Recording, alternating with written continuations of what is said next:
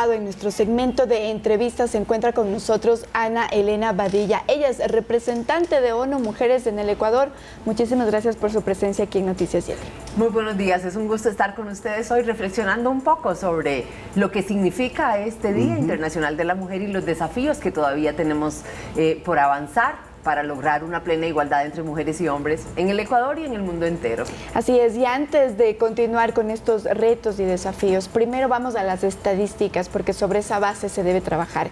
Entendemos que el año pasado 321 mujeres fueron asesinadas, víctimas de femicidio, y ya en este primer trimestre del año hemos visto casos horrorosos. ¿Cuál es la cifra actual? ¿Qué cifra maneja ONU Mujeres? Sí, bueno, estamos compartiendo los mismos datos, la misma que ha sacado el Consejo de la Judicatura, también las organizaciones de la sociedad civil han reportado estas cifras. Y lo más preocupante es que la tendencia que vemos es al crecimiento, ¿verdad? Desde que se empezó y desde que se aprobó la ley para la prevención de la violencia contra las mujeres en el país y se empezó a registrar los femicidios en el país y las muertes violentas de mujeres, lo que encontramos es una tendencia creciente. O sea, cada año hay más mujeres asesinadas por su condición de mujer.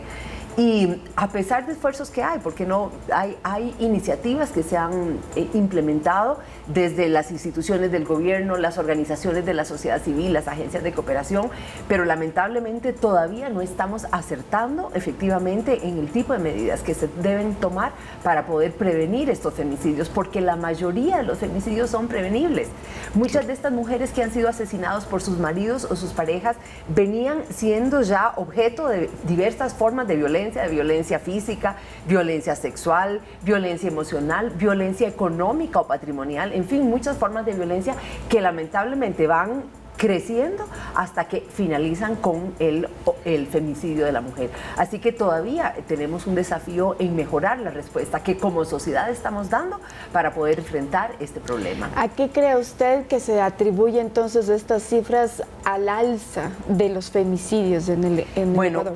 Varios factores podemos señalar. Hay uno que lamentablemente es el contexto de violencia generalizada que vivimos en el país, ¿verdad? Porque la situación de las mujeres no está aislada de su contexto, ¿verdad? Y la situación familiar también está relacionada con la situación en las comunidades y en el país. Entonces, en el contexto de inseguridad que tenemos, en la cual lamentablemente también hay un alto índice de homicidios, ¿verdad? Y de otras formas de violencia, pues esto no favorece, obviamente, a una reducción del femicidio, sino que se incrementa. Y de esto da cuenta las cifras del Consejo de la Judicatura, que señalan que alrededor del 50% de los femicidios que se cometen en el país están vinculados con el crimen organizado. Así que estamos encontrando una relación también muy importante entre lo que llamamos la violencia de género, o sea, la violencia contra las mujeres por ser mujeres, y la violencia del crimen organizado. Y abordar este problema es mucho más complejo, ¿verdad? Porque ya implica otras variables, otros factores que tenemos que tratar de atender como sociedad, pero que sin duda alguna lo hacen más difícil. Y otro es que tenemos una cultura que todavía legitima la violencia. Y estos contrastes, porque veíamos en el reportaje previo que ustedes hacían, ¿verdad? Que me gustó mucho porque aclara claramente cuál es el origen del Día Internacional de la Mujer. Y muchas personas todavía creen que es un día para celebrar y regalan flores y chocolates a las mujeres. Pero por otro lado tenemos una cultura que legitima la violencia, que la acepta como normal y que desde muy pequeños los niños y las niñas van aprendiendo diversas formas de violencia sin cuestionar y están viendo mucha violencia en sus casas, en las escuelas, en las comunidades. Entonces, si no abordamos también este problema en la educación y en la cultura, difícilmente vamos también a lograr una reducción. Pero ¿en qué estamos fallando? Porque cada 8 de marzo se realizan entrevistas en todos los medios de comunicación y hablamos del mismo tema, de todas estas falencias, pero no se encuentran soluciones, porque como usted nos dice, sigue el incremento y la tendencia a la alta de la violencia de la mujer. ¿Quién está fallando y en qué estamos fallando? Pues yo creo que todos estamos fallando un poco. Yo diría que las instituciones, las familias, las personas, porque a pesar, como le digo, estamos haciendo cosas, pero quizá no estamos encontrando la respuesta adecuada, ¿verdad? Quiero decir algo, por ejemplo, nosotros en Naciones Unidas tenemos un proyecto que, por cierto, vamos a hacer el lanzamiento de la segunda fase próximamente, el 18 de marzo, que se llama la iniciativa Spotlight. Esta es una iniciativa mundial que es apoyada por la Unión Europea y que implementamos en Naciones Unidas varias agencias. Aquí en el Ecuador, 3 agencias estamos, el PNUD, el Fondo de Población y ONU Mujeres. Estamos trabajando en esta iniciativa.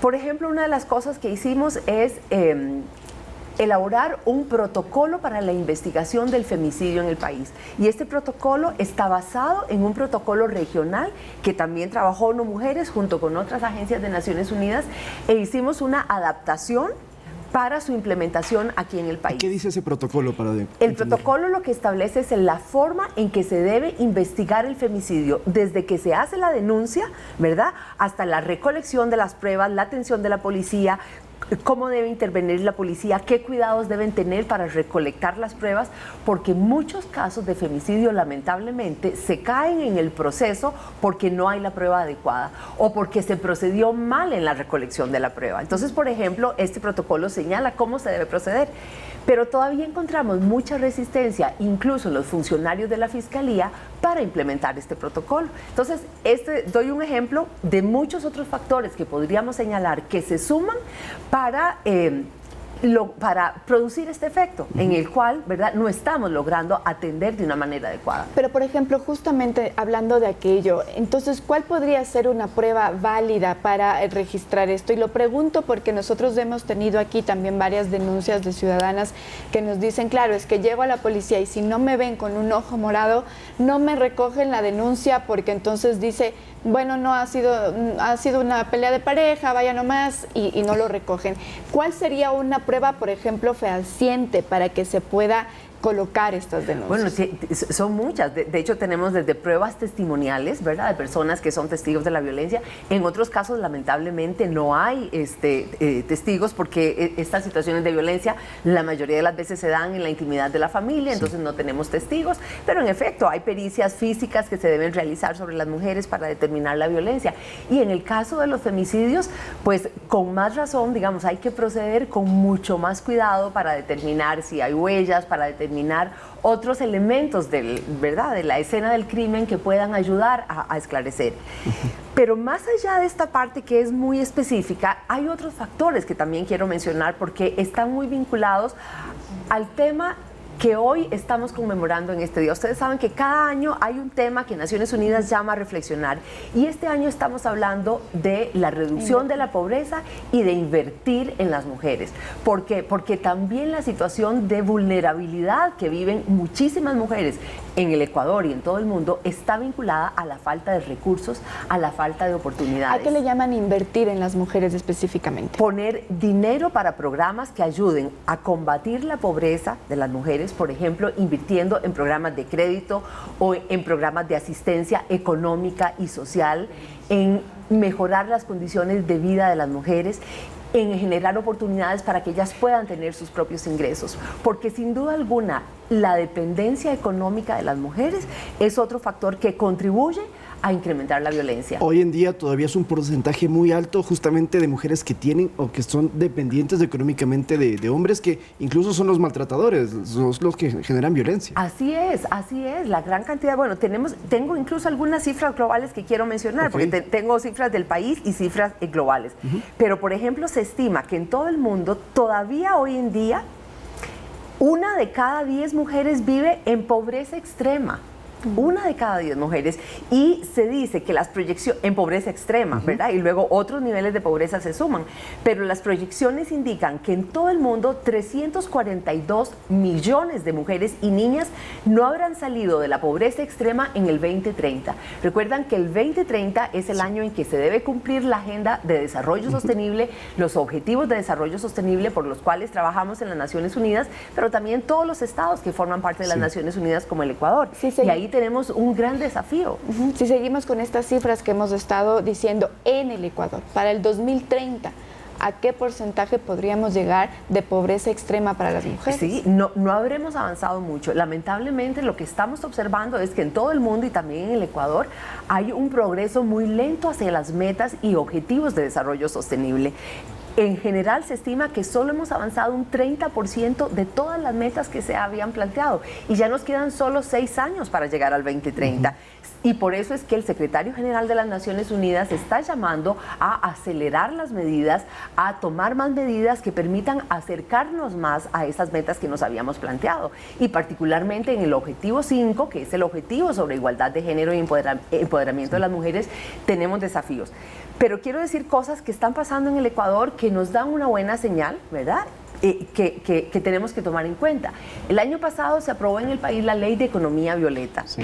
La Ley de Economía Violeta adopta una serie de medidas que tratan de incentivar que también las empresas puedan tomar medidas que favorezcan la participación económica de las mujeres. Entonces, por ejemplo, la ley crea el sello violeta, que es un incentivo muy importante que actualmente están trabajando varias instituciones del gobierno para diseñar lo que va a ser el sello, que debe estar en plena vigencia a finales de este año. ¿Qué es el sello violeta? El sello violeta es un reconocimiento que se va a dar a aquellas empresas que tienen más de 50 trabajadores o trabajadoras, que tienen planes de igualdad, que deben ser planes para 4 años, con planes de implementación por 1 año, y el Ministerio de Trabajo va a medir cómo estas empresas están implementando esos planes, qué tipo de medidas están haciendo. Por ejemplo, igualdad salarial, que también tenemos otra ley recién aprobada sobre igualdad salarial, porque en el país tenemos todavía una brecha de un 18% aproximadamente de salario menos que reciben las mujeres que los hombres en puestos iguales o similares.